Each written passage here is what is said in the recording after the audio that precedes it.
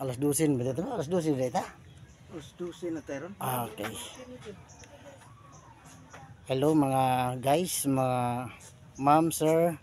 Ngayon ay mag alas 12 ng tanghali, araw ng Tuesday, January 2. Kung maalala ninyo, na-vlog ko yung isang kababayan natin na PWD nung Pasko na nakadaan ako sa isang kalsada papuntang Tabugon at nakita ko sila namasko sa sobrang init ng araw at naawa talaga ako, kaya binalikan ko siya. Ngayon nandito ako para alamin yung istorya ng buhay niya at gusto ko rin malaman kung ano yung mayroon ba siyang pamilya nga nag-aruga sa kanya at ano yung buhay niya. Gusto kong ipakita sa inyo kung anong buhay mayroon siya. Mga guys, ito na yung ating kababayan, si Kuya Lucio. Lucio. Mag-hi ka, hi. Hi. Si Kuanay Lucio ila kalsada. Di asa Bagatayam.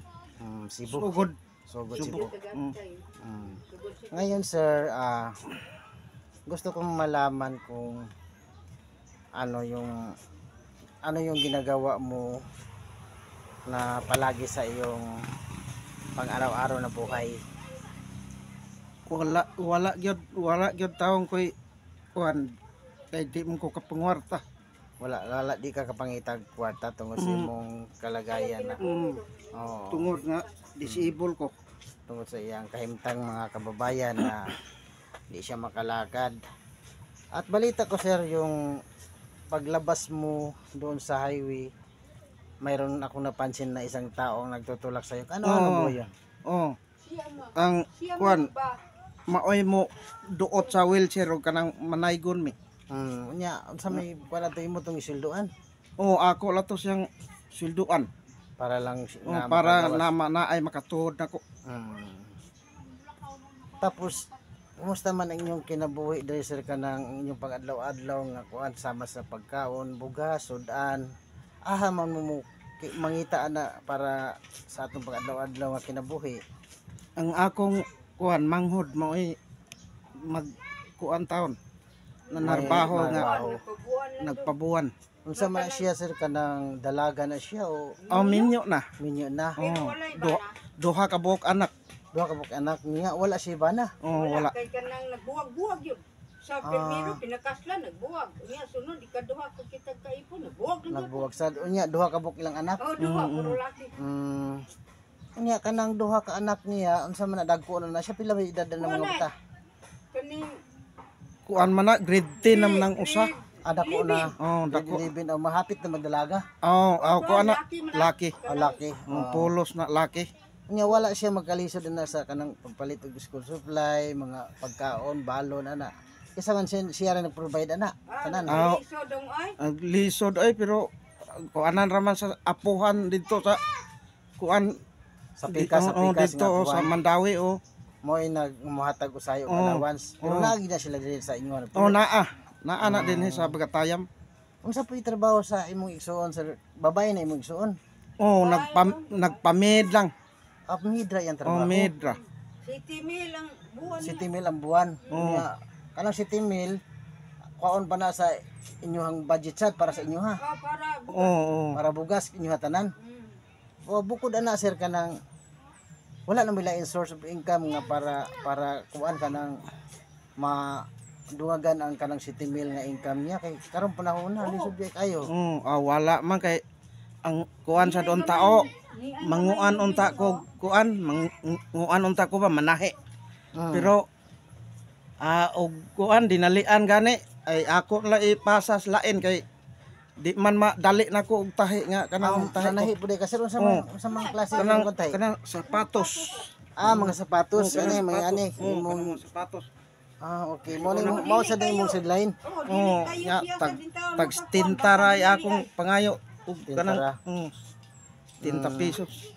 gawas nga sir kung halimbawa na imo tabang sa imuha, unsa may imong gusto nga buhaton para makatabang sa imong pamilya.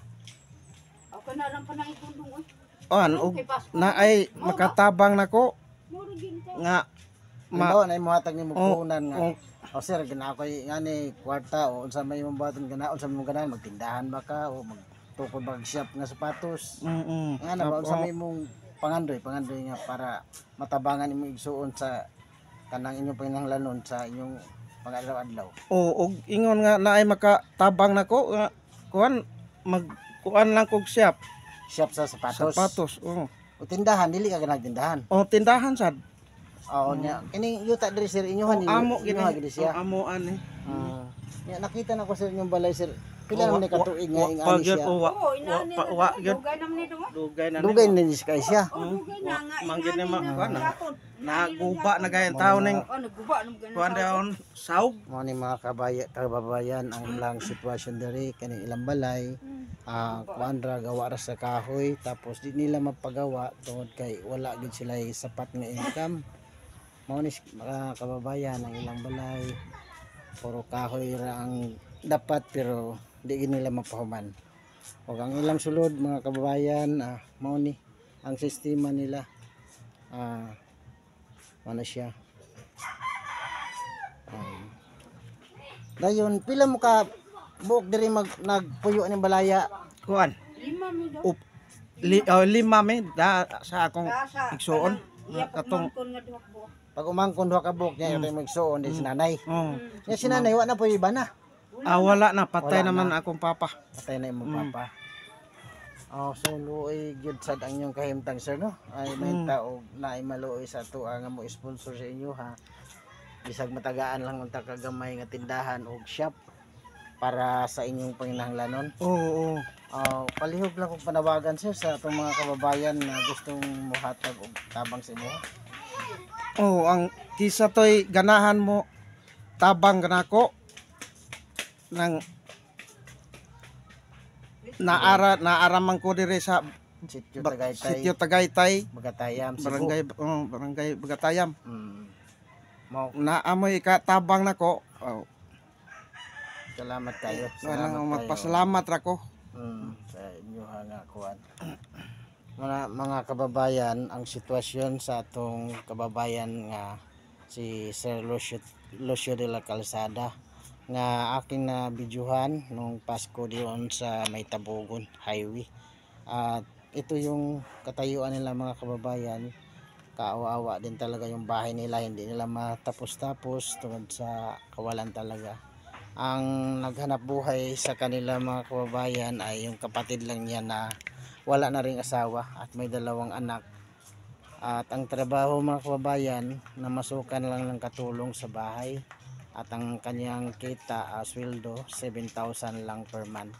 Mga kabayan, hindi talaga magkasya yung 7,000 sa limang tao na tapos may 2 pang estudyante at si sir ay hindi rin gaano siyang makakilod dahil sa kanyang katayuan. Ayan, medyo maliit yung mga paa niya. Hindi ka talaga makatayo sir no? O dili magkamang ra ko. Pila na edad na to rin sir? Kuan man Rinsa na daw. 40 na ko kapin. Tapos wala kay high blood? O wala ra man noon. Wala kay maintenance ng gamot sad? Wala. Mabuti naman sir ka wala kang ganyang problema.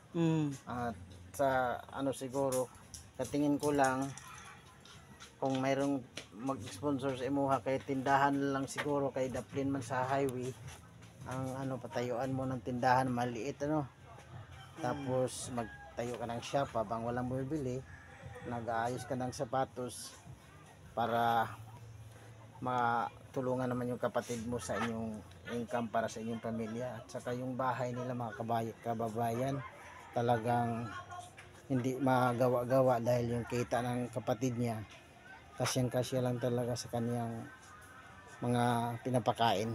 5 sila lahat kumakain sa kita niya na 7,000 kaya kawawa talaga mga kabayan.